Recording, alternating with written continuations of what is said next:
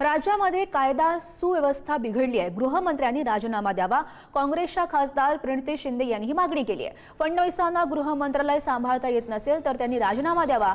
चिमुकलीवरील अत्याचार विसरून काल भाजपानं जल्लोष केला असंही त्यांनी म्हटलंय। राज्याच्या मुख्यमंत्र्यांना थोडी तरी माणुसकी आहे का असा सवाल सुद्धा प्रणिती शिंदे यांनी उपस्थित केलाय। महाराष्ट्रात एका लहानशा चिमुकलीवर एवढ्या वाईट पद्धतीत अत्याचार होऊन हत्या होते। तुम्ही खरं तर त्याची आठवण ठेवून, त्याची जाणीव ठेवून जल्लोष साजरा नसता केला आणि म्हणाला असता की तिच्यासाठी आम्ही जल्लोष करत नाही, तर थोडं तरी तुम्हाला काही माणुसकी आहे असं आम्हाला वाटलं असतं। पण त्या उलट तुम्ही पेढे वाटले, जल्लोष साजरा केला, जाहीर केलं महाराष्ट्राच्या मुख्यमंत्र्यांमध्ये, असं मला कुठेतरी वाटतंय। आणि म्हणून त्यांनी नैतिक जबाबदारी स्वीकारून राजीनामा त्या ठिकाणी दिला पाहिजे।